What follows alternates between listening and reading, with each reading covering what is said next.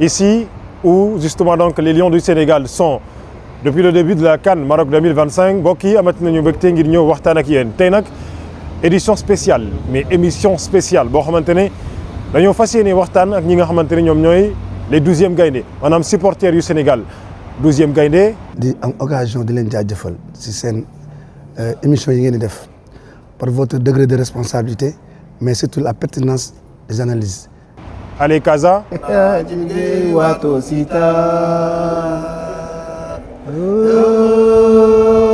Allez Casa Sénégal mamandi jërëjëf aduna noonu la. ak ñi nga xamante ne ñoom ñooy ñu duppee kon lébu gi. bëgg fi ñu jógee parce que bi ñu créé lébu gi en 79 le supporter lébu gi constitué wu en 79 ba léegi nii. waxtaan bu am solo ñu sekk ak ñoom ñu dem waxtaan ak ñi nga xam ne ñoom ñooy kilifa yi ci biir waxtaan yi waxtaan nañu conditions yi ñu nekkee fii. noona am ñu benn reproche bu ñu war a mun a def ministère franchement parce que déjà suñu dalukaay bi c'est on a retrouvé am nañ fi confort parce que sedd na suñu chambre yi c'est chauffé. Quand elle est en train de motiver les supporters à être plus performants, elle était en train d'anticiper sur la performance de l'équipe. ñun ñi nga seex objectif bi mooy supporter l'équipe nationale bu fekkee ñun ñëpp loolu mooy suñu objectif du am problème. waxtaan nañu it li nga xamante ne moom mooy maanaam ku nekk na ngay daal di bàkkee ñi nga xam ne ñoom ñooy gaynde yi mu jëm ci wàllum ambiance bu am solo.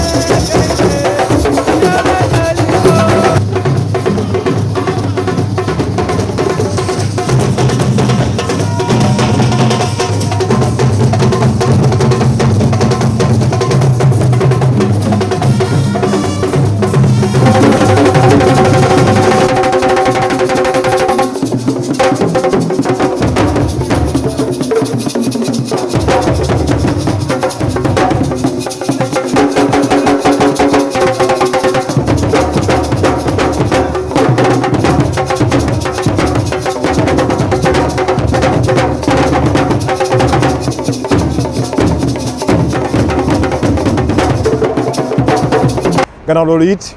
ñi nga xamante ne ñoom ñooy Allez Casa ñoom daal dinañuy xamal askan wi li nga xam moom mooy instruments yi ñuy utiliser ak li nga xamante ne moom mooy nañuy daal di bàccee gaynde yi. séeréer joola lii séeréer lañ koy sol joola lañ koy sol am même pël sax dañ koy sol c'est la même chose lii comme les Ivoiriens la ñu solee les sériculture moom la def nii lii c'est suñu mama yi fale Casamance comme ay lël bu amee yi per la ñu joone ba maala bu quoi ba maala lañ koy waxee mooy nekk nii mooy son bi quoi mooy base bi ci suuf. loolu yëpp loo xamante ne lu am solo la loolu yëpp di ngeen ko gis kon ci waxtaan bi nga xamante ne sekk nañ ko ak ñi nga xamante ne ñoom ñooy kilifay 12e Gaïndé yi topp leen.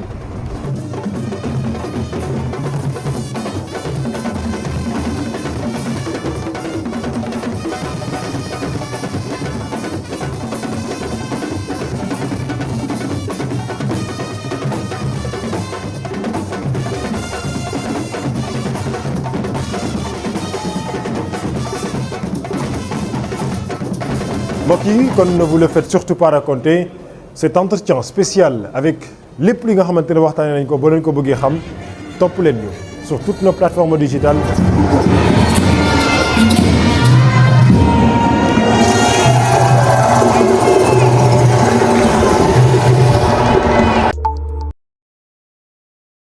jërë ngeen jëf ci ànd bi ak suñu ay programme Solo Média Africa 7 tey nag journée bu spéciale la ñu ñëw ngir sekk waxtaan ak ñi nga xamante ne fu gaynde yi taxaw ñu taxaw seen wet ñoo leen di gunge saa su nekk ñu leen di duppee ay supporters ñoom nag ay pàcc yu bëri yoo xamante ne ñu ngi seen biir 12e Gaïndé Ale Casa ak Lebougui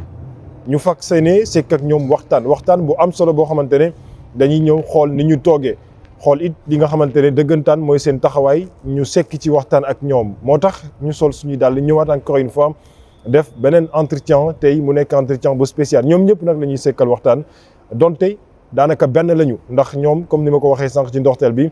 fu gaynde yi taxaw ñoom ñooy taxaw seen wet ñu dooree waxtaan yi ak président bu Lebougui muy Boukary Samb ñoom nag mbégte bu baax a baax mu dalal ñu tey fi nga xamante ne foofu la ñu nekk ci hôtel gi ngir rek gunge gaynde yi président mbégte la ñoo mat ak yow waxtaan ci groupe Solo Média Africa 7 ñu bàyyi la nga nuyoo ak askan wi. mbégte bi c'est partagé ñu ngi nuyu plateau bi ñu fi toog ñëpp di nuyu téléspectateurs yi di nuyu suma waa quartier bi nga xam ne fa lañ jóge muy Dangu di nuyu waa Tëngéej di nuyu waa Sénégal. am na solo bu baax a baax kon mu ngi noonu nuyoo bi am na solo mais xam naa laata ñu dugg ci waxtaan bi président dañu lay bàyyi nga dugal ñi nga xamante ne ñoom nga àndal ndax it loolu am na solo. daf ci am solo ñuy wax naan ambiance bi da ci am solo. ambiance bu ko bi defee ñu bàkk seen bopp bu baax a baax. donc nañ bàyyi ñoom Momori ñu bàkk ambiance bi.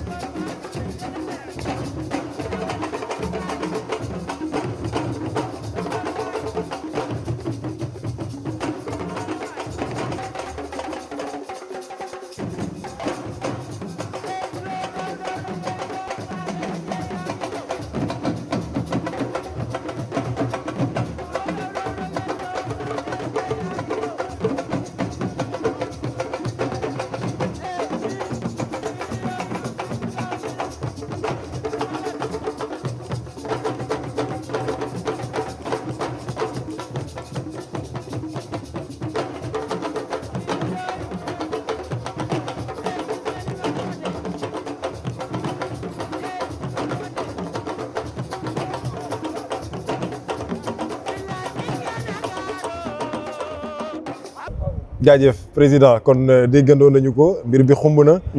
naka ngay dundee ambiance bi ni mel. bon ambiance bi c'est naturel chaque jour nii lañ koy dundee surtout ñu ñëw Tanger depuis que ñu ñëw ambiance rek la ñuy def parce que nekkin bi permettre nañu ñu apporter suñu contribution si Coupe d'Afrique bi. parce que def naa loolu moo tax ñu sélectionné ñu bokk ak 12e ak Ale Casa pour ñu ñëw supporter les Lions du Sénégal. am na solo mais groupe bi ñaata lañu. parce que daanaka ñi ma gis bëriwuñu tellement te li may faral di gis bu ñuy amee habitude di dugg ci championnat au Sénégal xam nañu ne ñëpp ñëwuñ. non ñëpp ñëwuñu mais groupe bi ñaata lañu. groupe bi fi mu ne nii 45 yi ñoo officiel 45 moo officiel mais jël nañu si suñu xaalis ak suñuy partenaires affrété leen avion am 10 personnes yoo xam ne dañ leen ci yokkaat parce que dañ leen wàññi woon xam nga wàññi dafa metti ñu bañ a am frustration bañ a am dara ñu affrété avion fexeel leen billet ñu ñëw dooleeku si 45 yi amoon. mais am na solo parce que boo xoolee déjà groupe bi bëriwuñu tellement mais ce qu'il faut mooy ambiance bi déjà ñu ngi koy sentir déjà bu ñu nekkee ci li nga xam moom mooy stade bi le plus souvent bés bu ñu yëngoo rek gars yi xam ne en tout cas lébu gi yëngu nañu ci li nga xamante moom mooy stade bi lan mooy secret bi pourquoi à chaque fois bu ñu yëngoo rek ñëpp xam ne lébu gi yëngoot nañ. parce que secret bi mooy bëgg fi ñu jógee parce que bi ñu créé lébu gi en 79 le supporter lébu gi constitué wu en 79 ba léegi nii di ànd ak équipe bi aussi moo tax bu ñuy supporter du ñu sentir c'est naturel du ñu sentir ne dañ koy def pour kii mais ñoom ñooy jëkk bëggal seen bopp boo xoolee bu ñu koy def dañ koy def ak xol bu laab. ñoom mbégte bi si ñoom lay commencer après ñu indi ko ci population bi indi ko ci supporters yi indi ko ci joueurs yi donc bi ñu commencé supporter dafa yàgg am na si ñoo xam ne bi lébu gi di formé wu boobu juddu ñu ay xale yi juddu ñu sax am na fi bëri na si donc rescapé rare yi nga xam ne fekk nañ loolu man mi diriger groupe bi la moo tax équipe bu ñëw rek dañ lay jox flambeau bi fi mu ne ñoom ñoo ko yor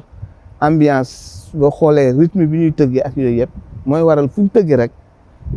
nit ñi ñëw. parce que dafa c'est rythmé. rythme bi da nga koy sentir da nga tu as envie de danser. tu as envie de déconner tu as envie de voilà donc.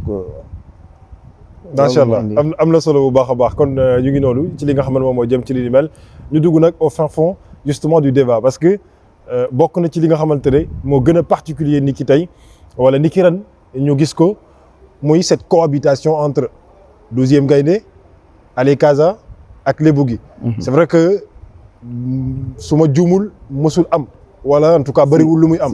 ñu ñëw ci benn compétition boo xamante ne ñëpp a bokk ci benn lieu bi ñu nekk la cohabitation ñu ngi koy gis déjà bu ñu duggee ci biir li nga xam moom mooy hôtel bi gis nañu ñii ñu ngi waxtaan fii di kaf di foo di ree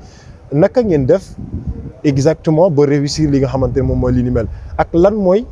lii clé bi maanaam nan ngeen jaar ba li am tey mën a am. clé bi mooy c'est-à-dire ñun ñi ko seq objectif bi. mooy supporter l'équipe nationale. bu fekkee ñun ñëpp loolu mooy suñu objectif du am problème te loolu dañ ci insister bu baax dañu toog waxtaan ne li ñu war a def comme ñun dañuy supporter équipe nationale waruñu xiiroo waruñu ŋaayoo. parce que mënuñu ñu ne dañuy soutenir l'équipe nationale supporter ko ba pare di xuloo. boobaa sax ñu yedd ñu mais. Côte d'Ivoire la commencé. Côte d'Ivoire Qatar la commencé ak Qatar Côte d'Ivoire ñu ñëw tey Tanger ñu consolider waat suñu relation personnelle yi ñu am en dehors de kii dañuy wootante am nañ benn groupe boo xam ne man ak Issa Laye ak Jibi ñoo ci nekk dañuy concerté wu moment bu nekk donc mooy indi lii ñu ñëw Tanger nit ñi bokk ndey ak baay. bokk ndaw même lu ñuy defandoo dañ koy waxtaan parce que groupe lu mu bari bu amee concertation rek du am problème ñu bañ a nëbb voilà boo bañee nëbb problème yi rek. c'est réglé donc suñu problème ak cette année ci quartier général bi ni mu mel nii moo tax bu match amee da ngay kontaan. parce que da ngay sentir nit ñi ni ñuy ñëwee. ci quartier général bi ñëpp jóge fi départ. comme match bi passe ñëpp jóge fi départ c'était extraordinaire. plus de 6 bus génn fi te ñëpp du si hôtel bi lañ dëkk am na ñoo xam dañuy ñëw pour dund culture bi fi am. pour dund ambiance bi après bu ñu paree dañuy dem. mais suñu secret ñun ak 12e ak Alekaza mooy concertation dañuy waxtaan. bu ñu nëbbu benn problème bu am dañ koy teg ñu waxtaanee ko. ut si ay solution régler ko ñun ñu ñëw aussi fekk leen ñoom sincèrement ñuy ay nit ñu baax parce que mënoon nañ ñu xatal mais bi ñu ñëwee dañ ñu gàttandu sincèrement war nañu ne mbir mi ñun ak yéen ñoo ko bokk. ku nekk dafay def wàllam si doxalin bi. donc looloo tax du ñu am problème. mais dafa mel ne sekk nañu waxtaan ak ñenn ñoo xamante ni ci kilifa yi la ñu bokk am na ay jéego yoo xamante ni ñoom def nañu ko laata en fait pour gunge ñi nga xamante ñoom ñooy supporter en quelque sorte maanaam woo leen ñu ñëpp ñu toog waxtaan comme ni nga ko wax léegi ñu demandoo xàcceendoo dóorandoo. loolu it benn pilier la boo xamante ne foofu ñu souligner ko. kilifa yi nga xamante ne jéem a def kéem kattan ba yéen ngeen mën a gën a booloo comme ni ma ko mën a waxee pour dem ci li nga xamante moom mooy compétition bi ni mel loolu lan nga ciy wax. waaw loolu li mu si wax xam nga loolu ñu ko defee stade Léopold Sédar Senghor lañ def lancement bi Alekaza 12e ak Lébu gi ñu def lancement wu CAN 2020 Maroc 2025. am na ne boobu yoonu CAN lañ ko tuddee woon. yoonu CAN. donc biñ ko defee ba pare boobu ba léegi nag chaque jour ñu ngi concerté wu chaque jour ba li xew nii dañ ciy waxtaan. ñun suñu secret mooy ñu ngi waxtaan. ndax xam nga nag des fois moom voilà groupe am na yoo xam ne des fois mu am si mais dañ koy gérer parce que objectif bi mooy defar peut-être nit mën na juum wax bu ñagas mais du saboter du dara peut-être dafa juum boo leen toogee waxtaan di nga xam ne kii dafa juum nit ñi baal ko après on avance. ñu bàyyi leen ni ci gannaaw. am na solo mais naka ngeen di gérer njaboot gi ku yor njaboot léeg-léeg mu am ci ñoo xamante ne nga baal ma dañoo xaw a dëng am ci ñoo xamante ne léeg-léeg xëy na fi ngeen di xool ak ñoom fi ñuy gisee wala fi ñuy xool bokkul léeg-léeg réeroo mënul ñàkk seen biir naka ngeen koy gérer. non mooy li ma la wax rek te ñuy communiquer. c'est que mën nga gis nit ki nii muy def njaaxum ëllëg kon nga ñëw régler bëgg ko régler léegi parce que xam nga ñun Sénégalais surtout ñun Lébu loolu dañ koy bañ c'est-à-dire dañuy bañ nga toroxal ñu ci biir mbooloo. nit mën na def erreur nga xool nga xam ne kii def na erreur nga bàyyi ko ba mu dal nga woo ko mu ñëw. ngeen waxtaan échanger mën na nekk ci sama groupe. mën na nekk ci groupe kii mën na nekk ci groupe kële mais ñun am nañu accès ci groupe yëpp. le président Djibi bu gisee erreur bu am ci un élément de Lébu du ma ko wax day dem régler ko man bu ma ko gisee damay dem régler ko parce que ay détails yu sew la rek. loolu day am ci kër yi day am ci voilà société yi day am fépp donc li ñuy ëpp si ñu koy dund fii neex na gérer parce que ñun ñëpp si ay kër la ñu jógee. ñun ñëpp donc liñ fiy dund lu mu bari 1 mois la te diggante 1 mois ñoo ñëpp ñu bokk objectif donc war nañu mun a ànd. relation intérêt personnel amul si suñu diggante. amul man gisuma ko. ko xam ne day def dara pour non ku nekk da ngay xam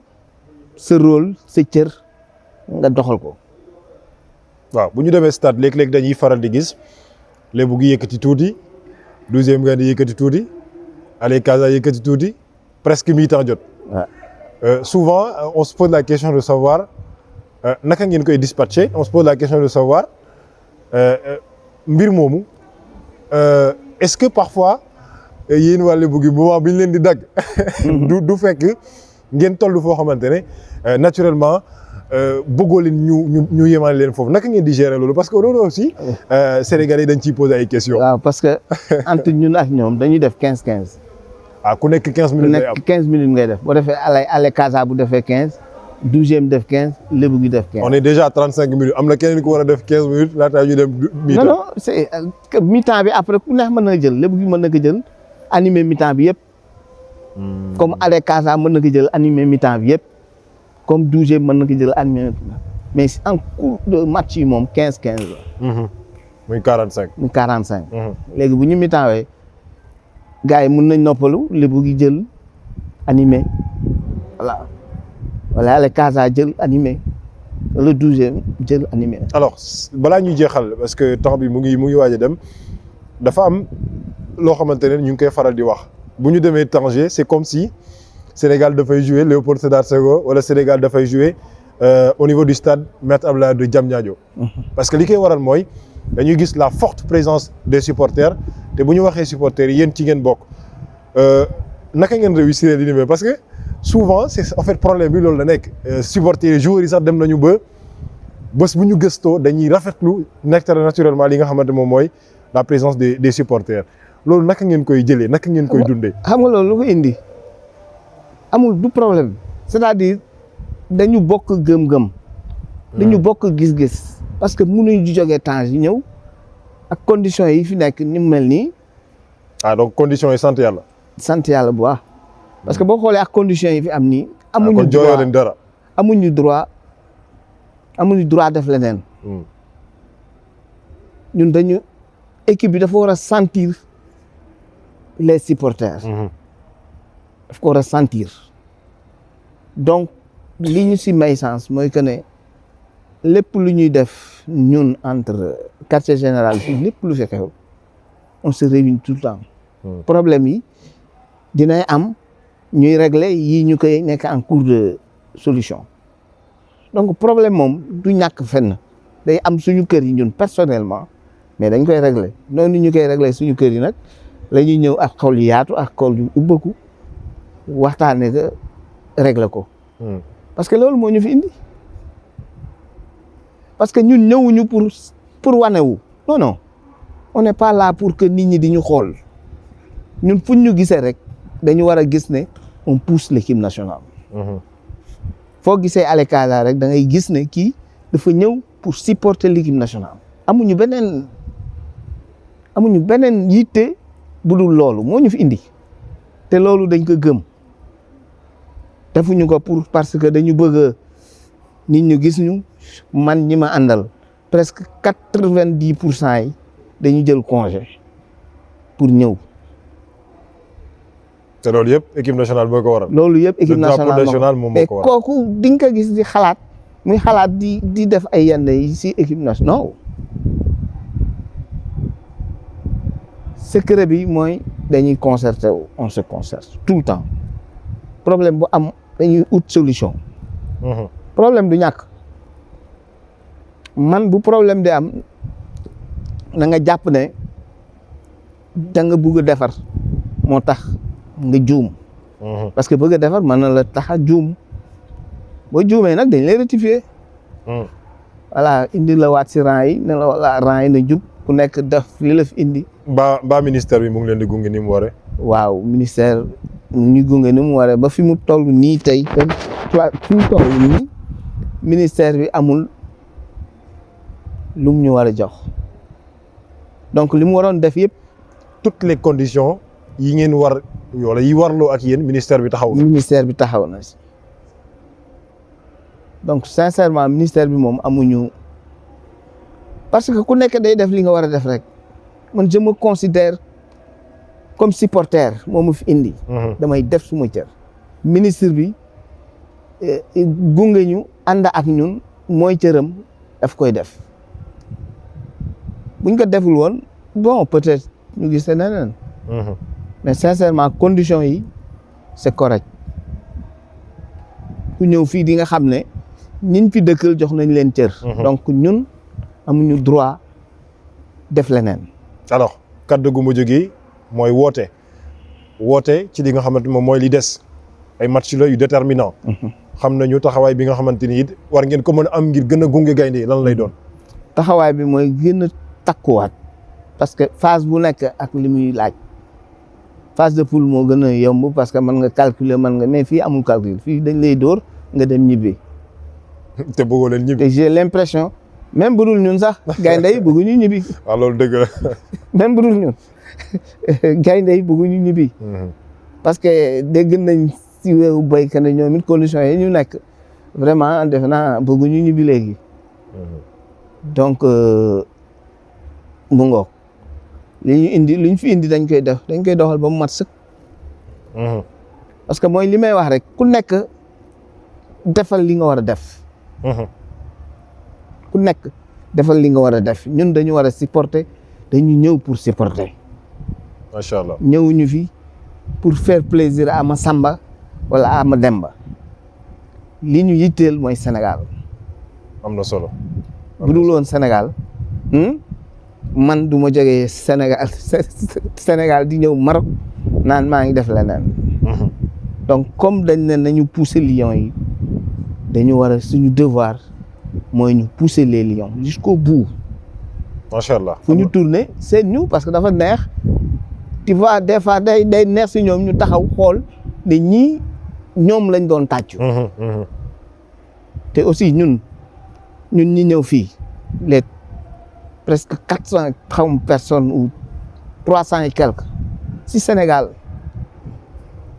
bi ñuy wax 20 millions d'habitants la war a doon. mais ñu tànn si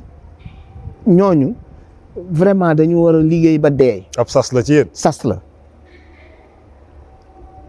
parce que sas weesuwul mais ñu tànn la si biir Sénégal. nga bokk ci. tey maa ngi nii toog si plateau di waxtaan. mais loolu bu ñu la ko offrir war nga mun a liggéey def sa cër ba mu war. am na solo ñoom ñaar ñu ngi ne mooy Djiby ak Seydina Issa Laye kan ngay jox kàddu gi ci ñoom. kan ngay jox kàddu gi. mën naa ko jox Djiby. Djiby. waaw Djiby daal nga ñeme. Djiby nga ñeme. non ñoom ñaar ñëpp mën naa leen nga jox. kon Djiby moom ñu koy jaajëfal bu baax a baax. moom président bu Lebougui gi dégg ngeen ko jox na kàddu gi président bu Allez Casa Djiby Gueye ñu dem ak moom léegi.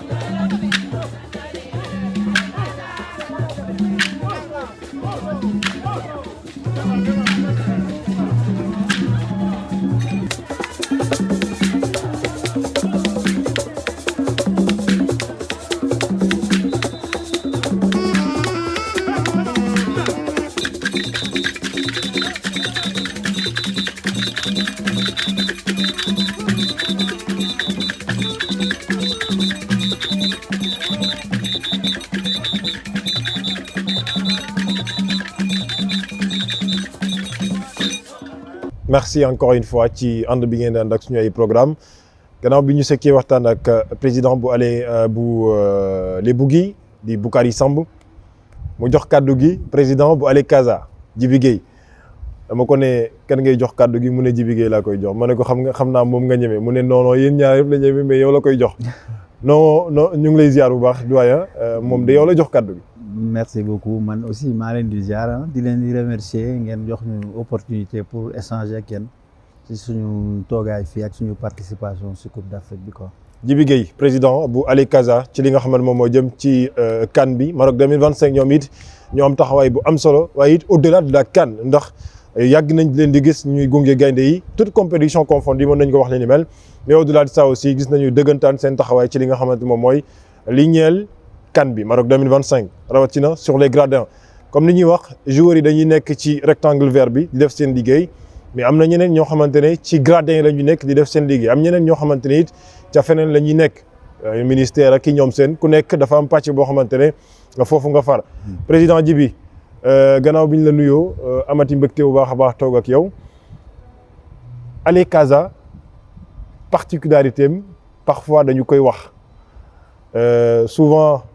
rythme musical bi du bokk loolu mën nañ ko nangu par rapport ak li nga xamante moom mooy culture bi ngeen di wone cette culture là bi ngeen di faire valoir surtout au niveau de Maroc bu ñu xoolee li nga xamante moom mooy camp de base bi cette culture là naka ngeen koy en tout cas faire valoir pour pouvoir encore une fois xëcc nit ñi ñu xam exactement li nga xam moom la Ale Casa def. bon ñun Ale Casa xam nga comme ni nga ko waxee rek dafa am différence culturelle entre le sud du Sénégal peut-être ak le nord soo xoolee même au point de vue accoutrement nous les membres de Ale Casa di Solo sur le plan des instruments soo xoolee dafa ute instruments yi gars yi di tëggee sax dafa ute aussi bien instrument wu 12e Gaïndé Lébu gi ak Ale Casa donc ça nous on est des ambassadeurs de la culture sénégalaise mais particulièrement aussi de la culture casamançaise donc différence boobu moom mooy reflété wu ci suñu comportement notre manière de supporter d'une manière beaucoup plus soft donc mais bon l'un dans l'autre c'est ce qui fait aussi la richesse du Sénégal sur le plan culturel quoi et ñun suñuy génn leer nañu ni aussi ñun demuñu rek pour supporter équipe nationale c'est vrai loolu moo tax ñu dem mais aussi dañu am beneen rôle aussi bu ñu xam ne war nañ ko jouer mooy maanaam ñu wone cet caractère culturel bu Sénégal diversité culturelle Sénégal parce que peut-être derrière mën na découvrir loo population bi nga xam ne ñoom lañ fa fekk ñu gis na ki Sénégal franchement en matière de culture moom c'est assez riche quand même. am na solo bu baax a baax ci li nga xamante moom moo jëm ci li ni mel naka ngeen di cohabiter justement dans ce quartier général Ale Casa 12e Gaïndé ak Lébu gi. waaw cohabitation bi je pense que ça se passe très bien c'est vrai que c'est la première fois je pense qu'on retrouve les 3 groupes de supporters dans ce même hôtel. C'est vrai qu'en 2018 quand même Coupe du Monde bi gars yi demee Russie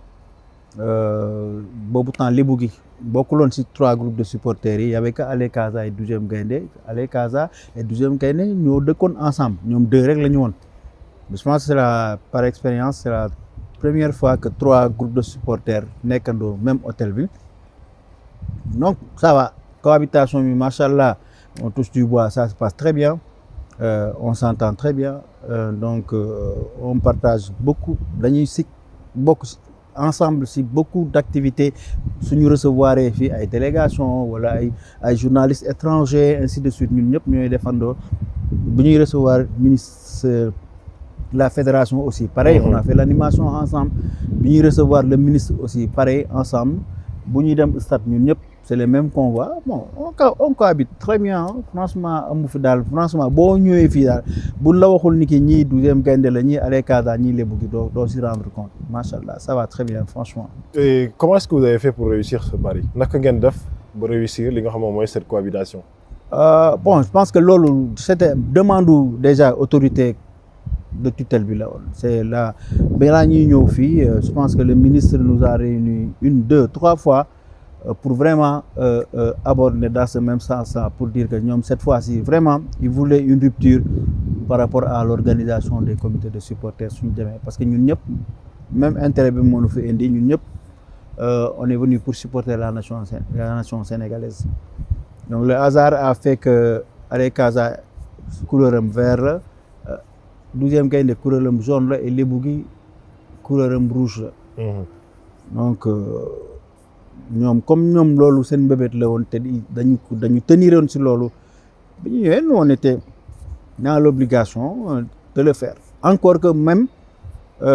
su ministère insisté wuloon ci loolu damay wax ni ki bi ñuy gagné Coupe d'Afrique bi en 2022 ouais au Cameroun Allez Casa et 12e Gaïndé, à partir des 8e de finale, ont toujours supporté ensemble. Les images sont là. Donc, en son temps, le ministre Matar Ba daf ñu ko demandé woon, mais jotuñu ko woon def. Donc, comme c'était un engagement bu ñu jëloon, nañu xool nan lañ koy defee. Bon, si lañu décidé kii day animer 15 minutes, buy animer ñëpp animer ndoo ak moom, keneen ki jël 15 minutes, ainsi de suite. Bon, les 3 groupes là, bi ñu ñëwee fii aussi,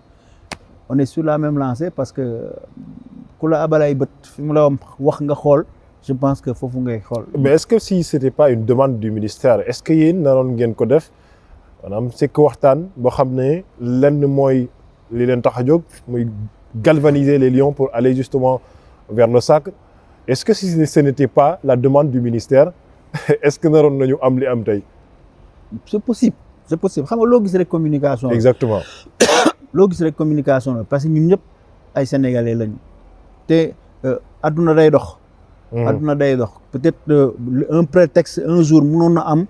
mu indi loolu mais peut-être que fii la ko peut-être sunu borom jaarale mu jaarale ko par une demande du ministère.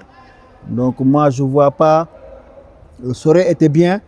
que aussi peut-être nous à notre niveau aussi c'est équipe nationale ñu xalaat ko depuis le départ. Donc mais aussi la faisabilité, il faut dire que dafa c'est compliqué. Boo demee stade pour matérialiser 3 groupes de supporters yi ñuy ànd di supporter ndoo, il faut dire que c'est compliqué, hein. Il faut être là-dedans. Les gens dañuy yaakaar ni que c'est facile mais c'est pas quelque chose de facile. Qu'est-ce qui est compliqué là-dedans? Parce que aujourd'hui le cas actuel damay wax le cas actuel tu sais ñun suñu demee stade par exemple Allez Casa entre guillemets on dit que suñu matériel du dugg te xam ñun dañuy utiliser ay instruments à vent. Instrument à vent soo ko amplifié wul du am une portée importante. Donc du coup ñun nu ñu toogee que Allez Casa bu jëlee tuuram bu jëlee buy tëgg difficilement la ko waa 12e Gaïndé di dégg wala sax waa lébu gi di ko dégg. Donc tu vois son boo déggul nan nga koy mënee entonner yow nga accompagner gars yi wala ainsi de suite, c'est des complications. Ñun fi ñu toog à l'extrême lébu gi buy tëgg difficilement dañ koy dégg aussi. moo tax peut-être dañuy profiter ci seen antenne ñu la ñaan suñu fédéraux yi pour ñu jéem a def effort ñu dimbali ñu au niveau de la CAF pour ñu accepter suñu instrument à vent yi di dugg terrain parce que man. vraiment olof yi du ñu xam instrument à vent lan mooy loolu. mooy maanaam instrument moo xam ne da ngay mbiip daal mbiip pour mu génn. yaa ngi comprendre. muy saxophone wala muy clarinette ainsi de suite parce que loolu bi ñu demee en Russie gars yi accepté nañ ko. dem nañu Qatar gars yi accepté nañu ko toutes les coupes d'Afrique yi ñu mujj def nii yëpp instruments yi dañoo dugg Dakar ay match coupe d'Afrique ay match coupe du monde dañ koy utiliser pourquoi ñu ñëw fii gars yi mu am blocage donc voilà dañuy profiter aussi seen antenne. demander à ce que les gens ñu aider ñu aussi pour ñu mën a intégrer instruments yooyu. D'accord loolu lu woote la boo xamante ne nañu ko ci li nga xamante moom mooy seen taxawaay ngir gën a mën a gunge gaynde yi. ndax ki ngay gunge dafay fekk mu lay dégg. bu la déggul doo ko mën a gunge loolu am na solo bu baax a baax ci li mel mais beneen bi nga xamante ne bëgg naa ñu taxaw ci mooy sànq yaa ngi tudd ministère bi ak taxawaay bi nga xamante def nañu ko aujourd'hui ki nga xamante ne ko fii mu ngi posé wu la question est-ce que ils ont été mis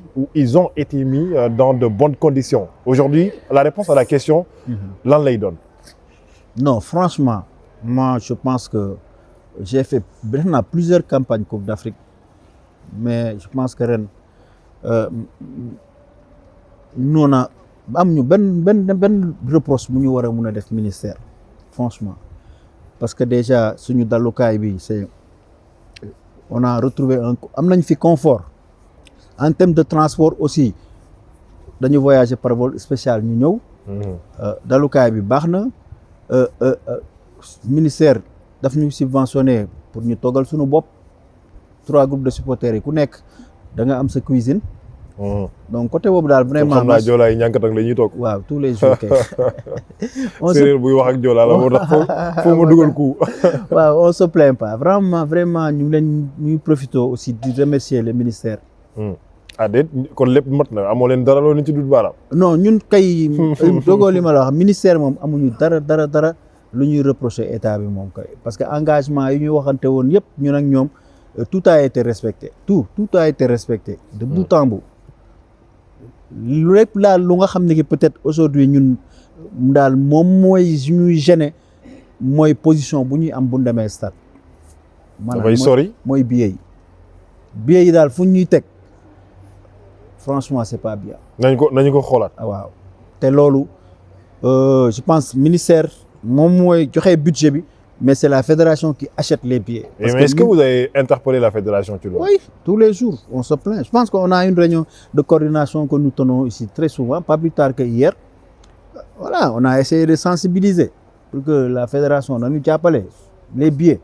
qu'on doit nous donner, c'est des billets ñoo xam daf ñu war a yóbbu au niveau B ou à la limite niveau A. Mais sinon suñu yóbbu ay niveau ci kaw ñun kenn duñu dégg. Est-ce que nos joueurs savent même que nous sommes au stade? ñun gëmuñu ko sax parce que joueurs yi bu ñu génnee match bi bu jeexee dañuy dem seen yoon ñun duñ leen sax gis. ñun duñ leen sax gis. On les voit même pas. Donc ça c'est un problème. On aurait aimé que suñuy dem joueurs yi match bi su jeexee suñuy ñëw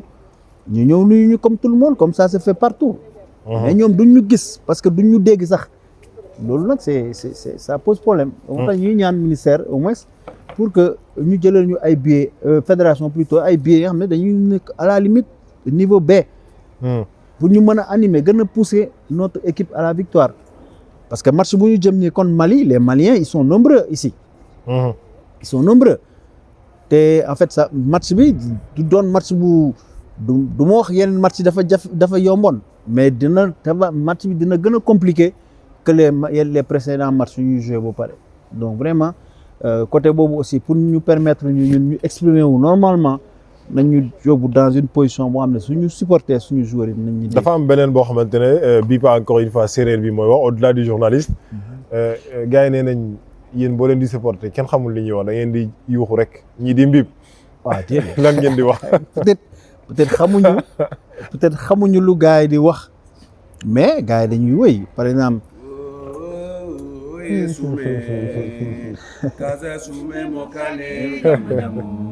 non dinañ ci ñëw ci kanam.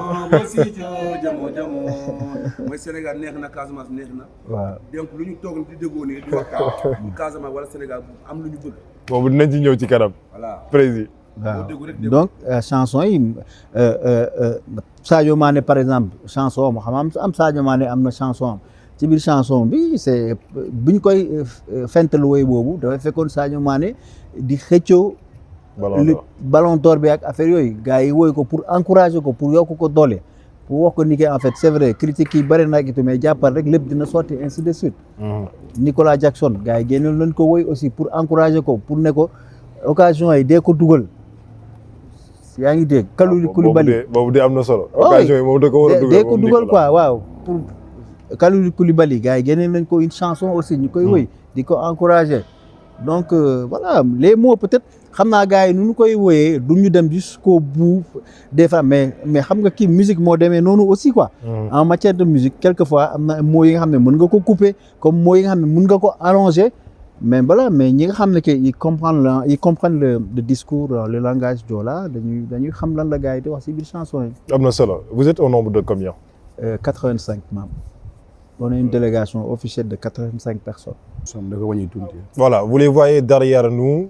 ñoom ñi nga xamante ne ñoom ñooy Ali Casa président laata ñuy tàggatoo dañ leen di bàyyi ñu dem parce que sànq yaa ngi koy wax am na kay woy yoo xamante ne parfois dañ koy woy mais du ñu xam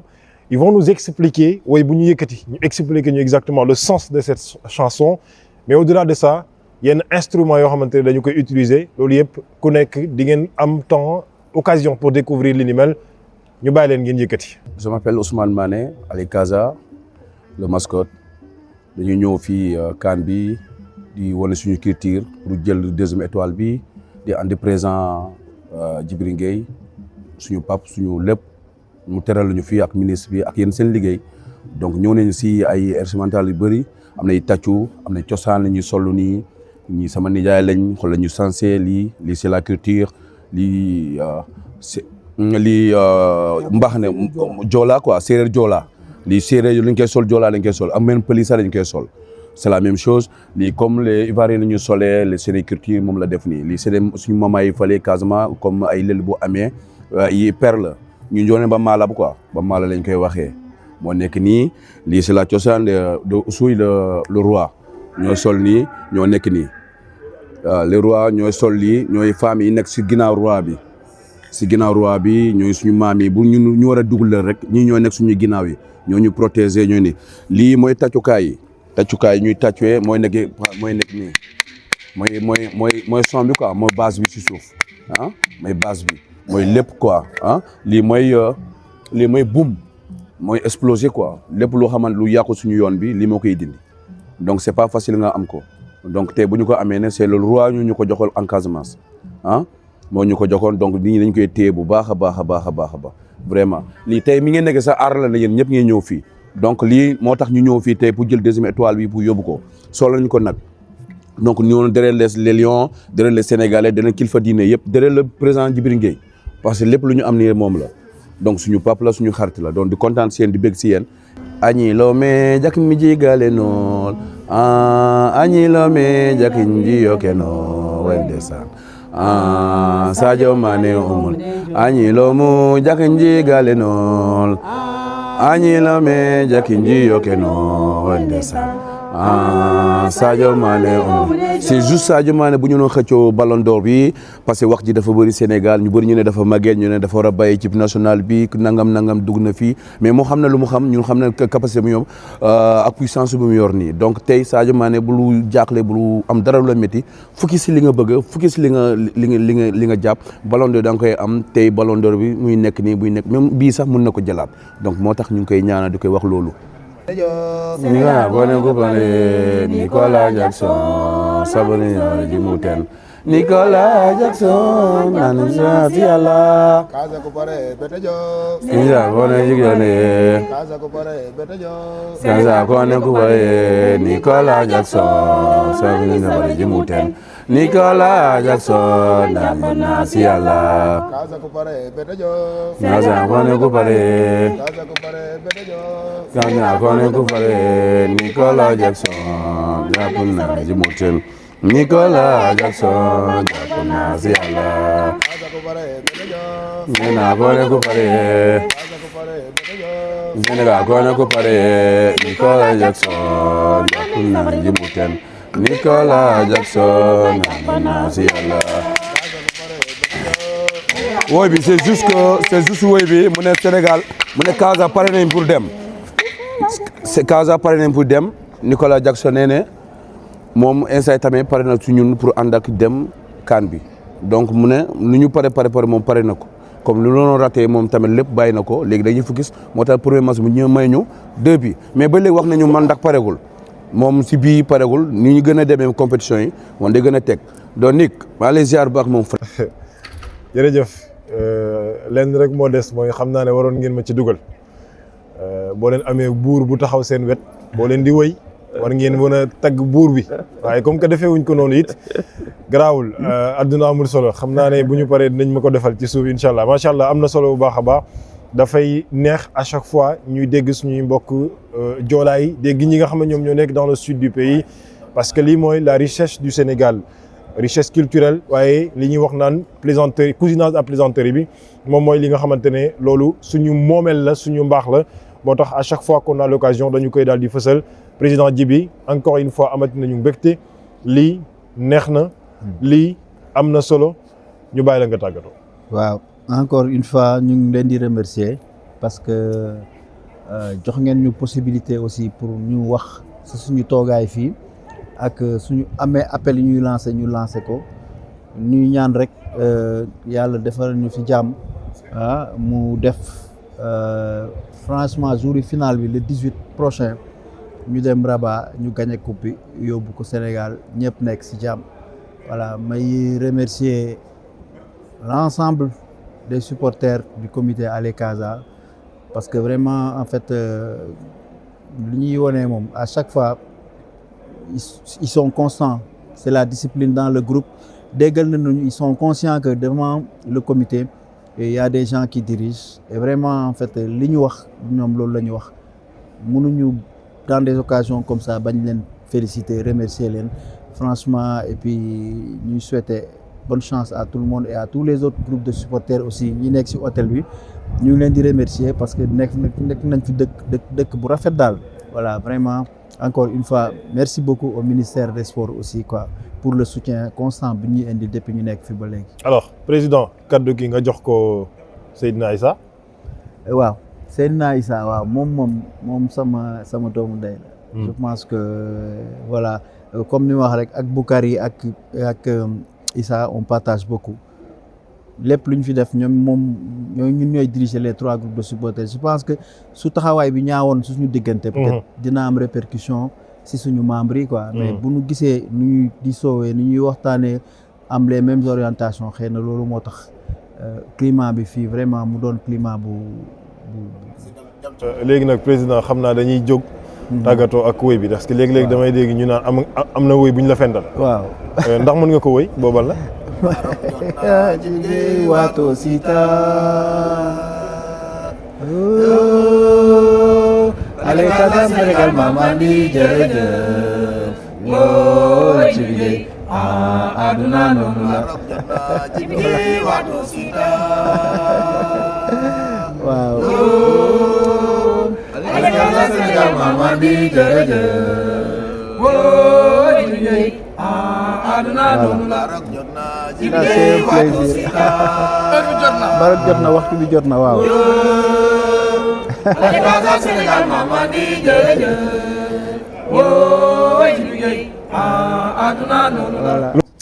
jërë ngeen jëf ci ànd bi ak suñu groupe Solo Média Africa 7 mbokk yi salaamaaleykum comme ni ñu ko defee sànq waxtaan nañu ak Boukary Samb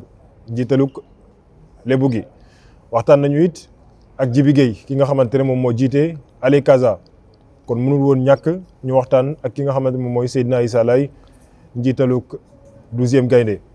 wax nañu leen ko ci njalbeen gi tey émission spéciale la boo xamante ne ñëpp ñi nga xamante ne dañuy gungi gaynde yi moom la ñu ñëw fas yéene waxtaan kon ñoom ñoo tax ñu daal di jóg ni ki tey gannaaw nag bi ñu waxtaanee ak président Djibi Gueye bu 12e bu Ale Casa mu jox kaddu ki nga xamante moom mooy Seydina Issa Laye bu 12e gaynde ñu toog ak moom waxtaan encore une fois ci li nga xamante ne moom moo ñeel 12e gaynde boobu it pàcc bu am solo la président ñu ngi lay nuyu. di la sant salaamaaleykum ñu ngi lay am mbégte bu baax toog ak yow. ñu ngi lay fay bu baax je pense que di am mbégte aussi ak plaisir mais honneur di dafa génn plateau boo xam ne Sénégal yëpp ñu ngi koy seetaan mais aussi di am mbégte di am occasion di leen jaajëfal si seen émission yi ngeen di def par votre degré de responsabilité mais surtout la pertinence des analyses et de vos idées et ça c'est extrêmement important te Sénégal yëpp ils ont fini de se l'approprier donc occasion la pour nous de vous féliciter et de vous encourager. macha allah am na solo bu baax a baax waaye nag laataa ñuy dem comme ni ñu ko defee ak ñeneen ñi dañu lay bàyyi président nga dugal gars yi ndax yi ñuy def léeg-léeg ci li nga xamante moom mooy gradin yi am na solo bu ko defee ñu mën a dund tuuti li nga xamante ne moom mooy ambiance bi ñuy def président kon Aïcha.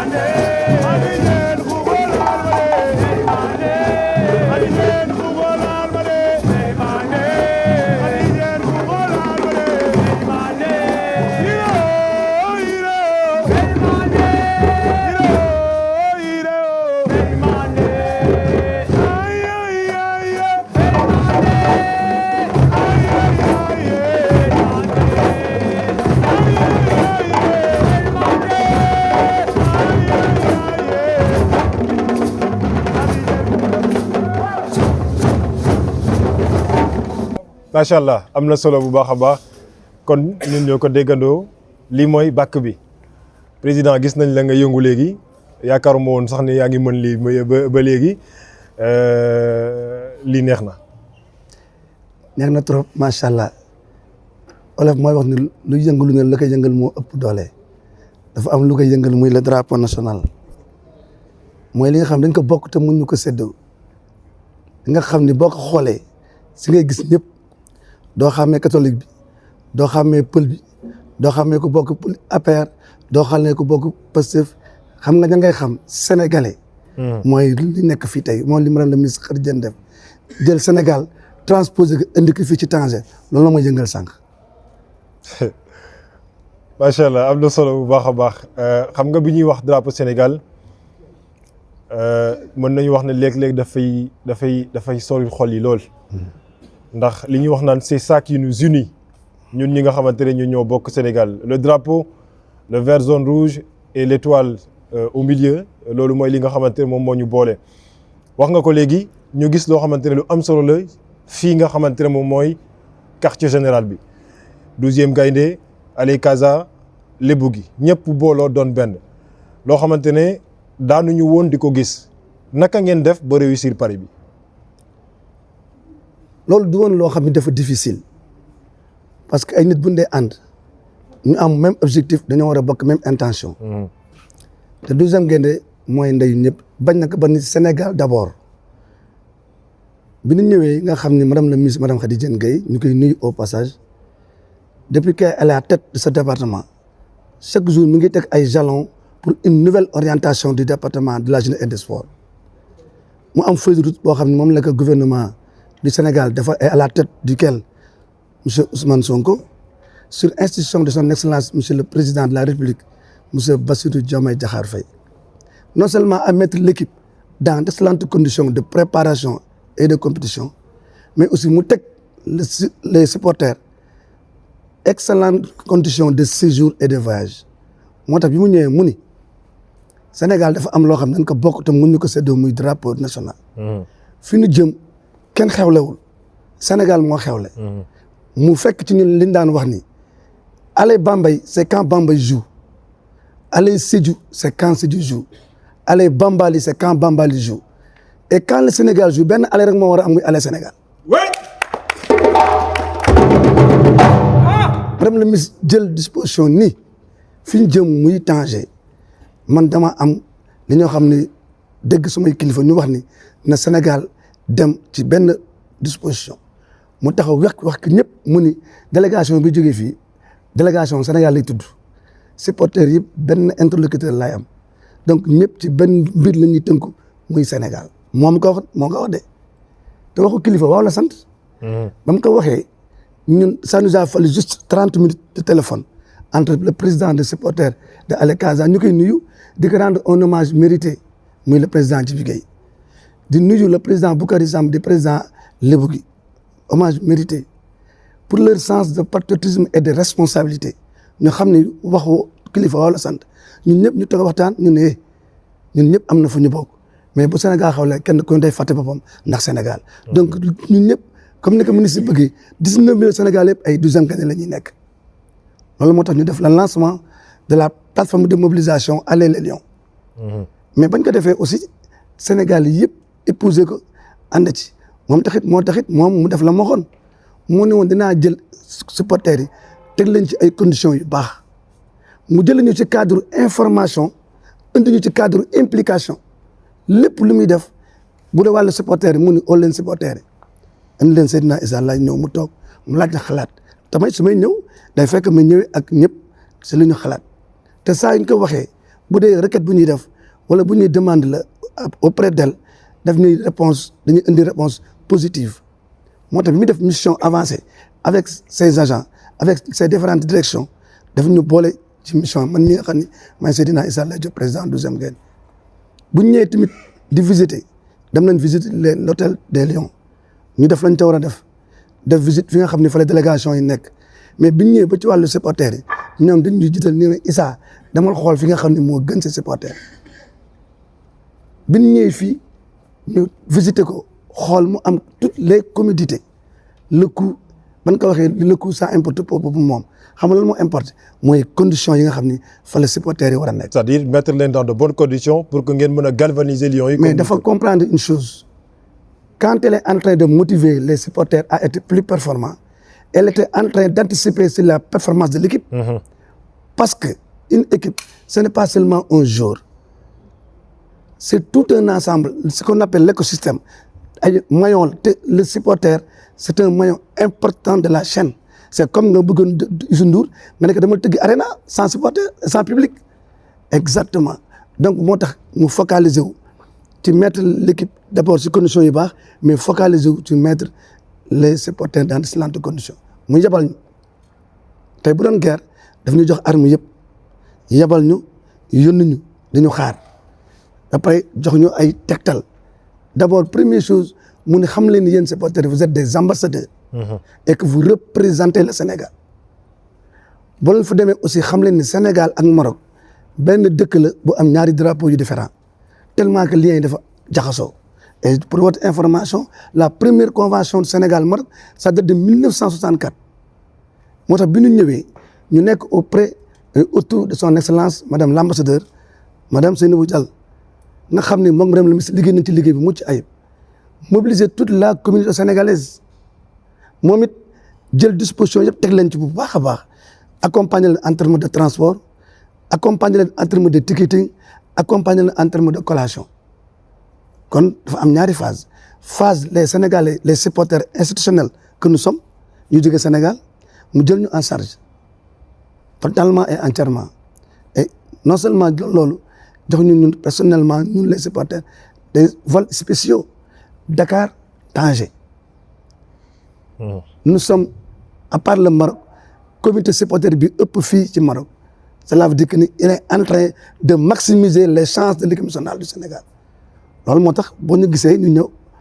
ñu nekk une forte communauté dans les gradins boole ko ak Sénégalais yi jógee diaspora diaspora autour de l'Afrique mais européenne et américaine et même canadienne ñun ñëpp nekk formé benn say tudde seen bopp 12e Gaïndé def benn objectif benn intention mooy aller Sénégal loolu moo xew fii ci Tanger. am na solo bu baax a baax ci li nga xamante moom moo jëm ci gunge gaynde yu Sénégal j'ai l'habitude de le dire on les appelle les lions de la Teranga ñoom ñu nekk sur le rectangle vert di def liggéey bu am solo c'est la raison pour laquelle les résultats gis nañu ci li nga xamante moom moo jëm ci les dernières années ci lu jëm ci wàllu football mais il y a d'autres lions qui sont souvent ou toujours sur les gradins ñoom ñooy les 12e Gaïndé et toute compétition confondue dañuy gis dañuy dem ngir gunge ñi nga xamante ne ñoom ñooy ñiy compétir ça c'est un paramètre bu am solo boo xamante ne mënuñu ko ñàkk a souligner ci li nga xamante moom mooy jëm ci li mel 12e Gaïndé à Tanger vous êtes une délégation de combien? Écoutez tout à l'heure maa leen koy expliqué actuellement fii dans l'hôtel nous sommes 328 ou 350 12e Gaïndé parce que ñëpp ay 12e Gaïndé lañ amuñu différence dara d'ailleurs boo xoolee configuration hôtel bi mënoo ñoo xàmmee fi kii ak wala ma sàmm. Exactement.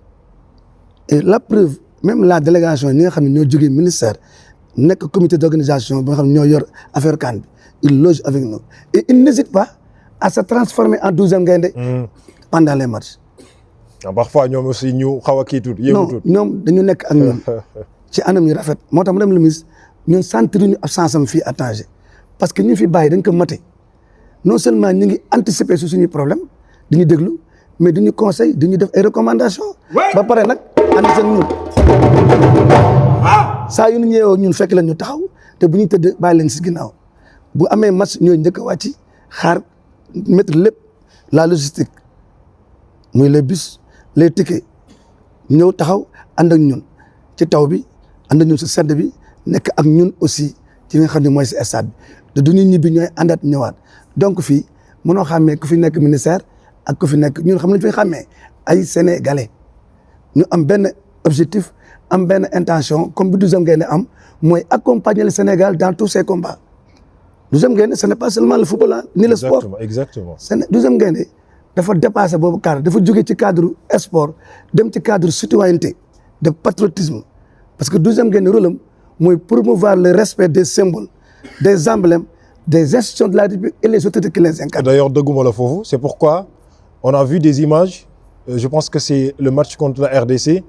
ñu gis après match bi 12e Gaïndé def liggéey bu am solo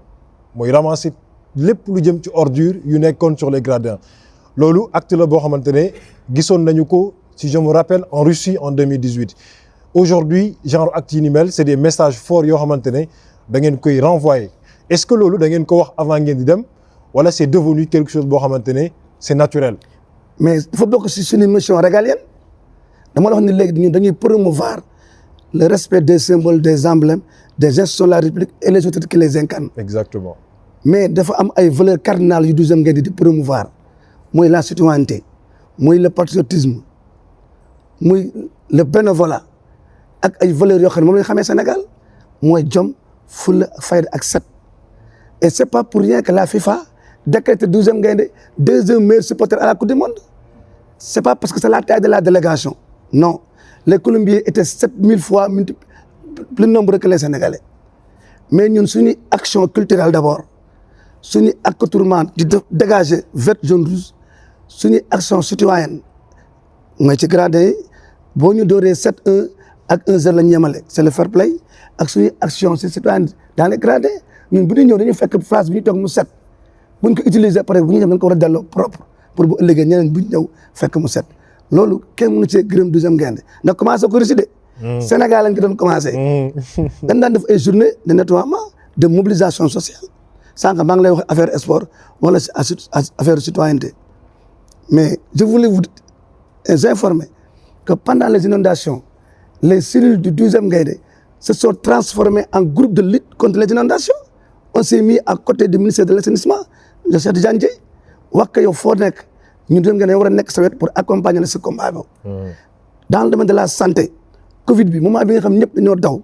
hôpitaux yi ñun def nañ fi ay journée de sensibilisation de don de sang moment bi nga xam ne Covid ñëpp daw hôpitaux yi am ay posturés et d'ailleurs moo tax bii passé la Coupe d'Afrique nation des centres nationaux de transfusion sanguine loolu laa ko mën tuddee parce que dañoo am les centres nationaux de transfusion sanguine dans toute l'Afrique ñu am benn journée bu ñu ko jagleel bi nekk Sénégal daf ñu saisir wax ñu dañu war a bokk ci promotion bi ci sensibilisation bi ba pare ñëw indi ci mobilisation ñu am ay poches yu bari te loolu dafa nekk ci calendrier républicain du CNTS chaque 4 mois pendant l'année dañuy def ay journées de don de sang kon dañuy 12e Gaïndé naan mon temps ma sueur mon sang pour ma nation. répétez loolu. dama ni mon temps ma sueur pour mon nation parce que chaque fois 12e Gaïndé jóg c'est parce que dafa sax xam ne Sénégal moo def appel à ses fils ñi ngay gis ñu toog ce n'est pas affaire de gens qui n'ont rien à faire ñenn ñi ay directeurs de société lañ. ñenn ñi ay professeurs université lañ ñenn ñi ay détenu lañ ñenn ñi ay maire laa la wax de maire ay adjoint maire premier adjoint maire la. ñenn ñi ay opérateurs économiques lañ y a beaucoup ay sections sur question sociale yi ñoo fi nekk mais Sénégal bu soxlaa da ngay fàtt sa bopp parce que ce pays là qui s'appelle Sénégal nous a vu naître. jox ñu éducation jox ñu santé jox ñu sécurité jox ñu identité mais bu soxlaay doom ñun dañoo war a taxaw moo tax ñun nous le faisons pour tout le monde qui veut le faire et qui n'a pas le temps de le faire moo tax à chaque fois bu ñu koy def booy xool amul lañ koy defee. moo tax man la moo temps c'est en tout temps et en tout lieu chaque fois drapeau Sénégal nekk en compétition soo gëstu ñu fa gis benn 12e Gaïndé muy football éducation concours alxuraan yëpp Sénégal 12e Gaïndé day taxaw parce que ñun ñooy Sénégal est-ce que je me fais comprendre. moo tax man la mon temps ma sueur mon sang pour ma nation. macha allah am na solo bu baax a baax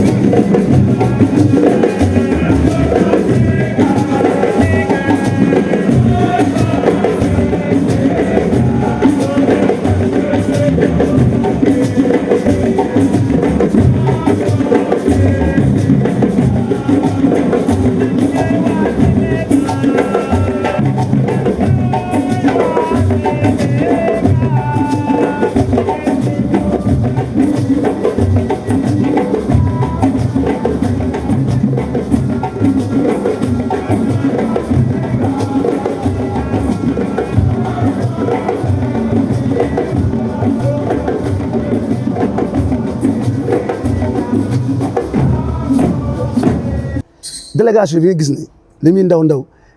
représenté xool Sénégal gépp lañu toutes les 14 régions sont représentées en délégation et mieux la diaspora aussi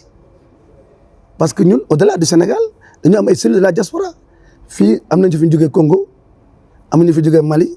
am nañu fi jógee Burkina am nañu fi jógee Gabon am nañu fi jógee Gambie diaspora bi ñu ngi fi ba pare am ñeneen ñu jóge Europe ñoo xam ne logé wuñ fi parce que quota bi ñu jox ñoom dañuy jël seen appartement à côté logé fa ñu leen di saisir ñu leen di jàppale en termes de ticketing mu am cellule diaspora américaine aux États-Unis la très forte colonie bi jógee États-Unis ak Canada 12e Gaïndé mais kenn mënu ko wax. donc ñooñu dañuy gis seen bopp si 12e Gaïndé donc le Sénégal le 12e Gaïndé da lay permettre nga vivre ta sénégalité. macha allah am na solo bu baax a baax Seydina Issa Laye kaddu yi am na solo te it tax na ñu xam lu bëri ci li nga xamante moom mooy 12e Gaïndé ñu bàyyi la nga tàggatoo xëy na jamono ji ab woote lay doon jamono ji nga xamante ne ñu ngi waajal en tout cas ñu ngi dem ci étape bu am solo ci li nga xam moom mooy cette compétition de la CAN Maroc 2025 comme ni ma ko faralee di waxee soit ça passe ou soit ça casse aujourd'hui quel est le mot l'appel bien entendu de Seydina Issa Laye de l'ensemble du 12e Gaïndé pour accompagner et mieux galvaniser les Lions bu ñu dem ci li nga xamante moom mooy indi ñaareelu étoile bi Sénégal soxla. non man awma appel damay topp ci appel yi madame la ministre def madame la ministre appel mu def ci boobu laa nekk mooy boole Sénégal yëpp ñëpp ñu booloo nekk benn nekk ci ginnaaw gaynde ji moom la appel moom loolu la def ñu moom lañ jëlee Sénégal moom la ñu doxee nii ba léegi nañu xam ne aussi li muy def nii du madame la ministre du président Diomaye du président Ousmane Sonko mais c'est le Sénégal et d'ailleurs les Sénégalais ils l'ont compris xam nga suñu xel dal l'équipe là sa force ce n'est pas Sadio Mané sa force ce n'est pas Edouard Mendy et moins encore Koulibaly force de cette équipe là mooy le peuple sénégalais bi nga xam ni dañoo créer benn élan de solidarité autour de l'équipe te loolu madame la ministre bi nga ko wootee Sénégal bi ñoo ko dégg moo tax fii ñu nekk ñu ngi recevoir des messages d'encouragement de prière et même de félicitations moo tax suñu xel dafa dal nous avons toutes les raisons pour être optimistes pour ce match-là le Mali na xam ni il jouera pas contre 11 millions du Sénégal le Mali jouera contre 19 millions de Sénégalais te nag nous avons un statut à défendre Sénégal ku ko yab da nga ko fekk Sénégal ngay yab